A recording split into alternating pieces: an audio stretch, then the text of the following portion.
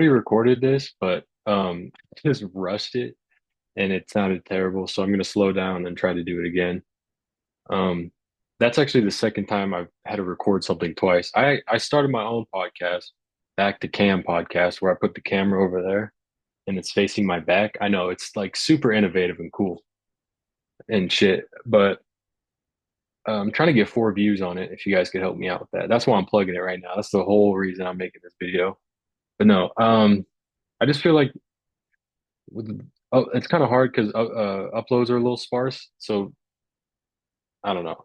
I just need to make videos or else I'm gonna lose my mind. I know it sounds dumb because I'm just somebody talking to a screen, but I just need to make videos, or else I'll just blow up. I don't know what happens. But another thing too is I wanted to like reiterate. I made a mistake today that I've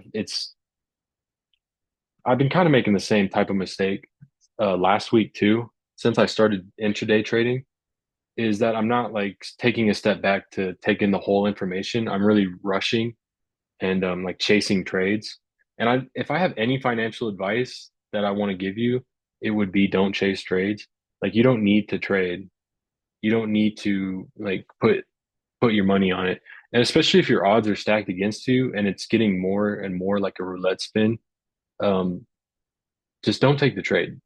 And I put a sticky note up, well, a homemade sticky note. It's a cold market. Go away in May. Come back in September. It'll be trades to remember or something. That's one thing, but it's not important. Trade like a robot. You do not need to chase trades, and zero is better than negative. Those are two very important things that I would say. That's the only two pieces of financial advice that I would actually be comfortable to give you. Anything else really is like, I don't know. That's up to you. But another sticky note that I wrote down is this is like the information. This isn't even all of it, but this is like the bare minimum that I should be looking at when I intraday trade. And I skip over it. And and like or even with the news, like I'll go off of stocks that are only going up because of new like they correlate. Like news was released like usually it's an hour before the market opens or something, whatever, or it gets leaked and there's a huge spike. But just going off of a couple things like news and volume isn't good to do. You have to take the whole thing, and this isn't part of financial advice. If you're looking into trading, um, take take it with a grain of salt when I start talking about it. But this is just for me specifically.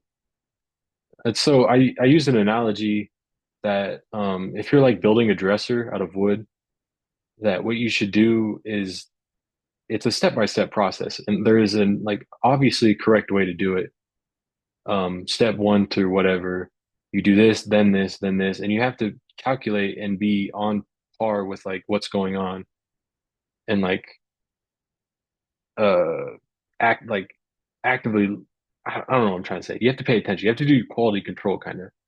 But it's like if you're really focused on like glue, like you could do excellent fucking glue work, but all the shit you had to drill was fucked up or something like that. Or like um I don't know, the drawers go in really easy, but the knobs stab people when they touch them. Like, I don't know.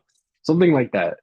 I guess it's kind of a weaker analogy, but I would say it's important that you have to take in every aspect of it and treat them equally important.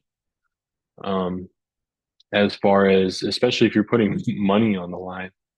Like I assume building something, you're putting your integrity on the line and your business on the line. This is the same kind of idea. Like if I'm willing to make a trade, is it am I sure of it? Do I really want to make this deal? You know what I mean? So, um, yeah, that's pretty much what's been going on with me. I'm down like $70 today, something like that. And I'm, like I said, like you got to keep an equilibrium. I ended the last episode of my podcast, episode 4. If you watch it, you'll see like I'm kind of uppity, just talking about nonsense and shit. But I was riding the wave up and then just kind of tanked off. I don't know if I get burnt out or what, but I feel like I just tank off. And so the goal really is to keep like an equilibrium. And so throughout if the ups and downs, like you have to maintain like some level of this. Like if you know what like volatility is or implied volatility, like going crazy, like, oh, people think it's gonna go up crazy, but it's going down crazy, up, down. No, like you just want to do, you know what I mean? But stay close to that equilibrium and that middle mind in this aspect. So like trade like a robot, live like a robot in a sense. Um, and it might not seem so romantic to people to think that way, but it'll help you in the long run, especially if you're have like financial goals and stuff that you want to achieve. I think that's something that I'm working on, and I think it's really helped me. I used to have like really bad highs and lows, but the more I stay conscious of it, I think it's better to keep an even, steady head about me, and I don't have to suffer as many problems as I was inflicting on myself with acting like a bitch. So, anyways, I hope everyone had a happy Monday. If your day's just starting, I hope you have a good Monday. Work hard in everything you do. If it's worth doing right. So trust the process, only way to make progress in the glorious future. Please get in contact with me or Rowan on, I think it's Nadia's Twitter, The Glorious Future, on mine, Seminary Podcast, both on Instagram. And just tell us what your thoughts are. And if you'd like to come on the podcast, whatever. I know we got some interviews with Scott and somebody else coming up soon. Sorry, I can't. Sorry, I forgot your name, um, but yeah. So thank you guys for watching. Believe in yourself. I hope you have a good rest of your week as well. And shouts out the glorious future, man. Keep watching us.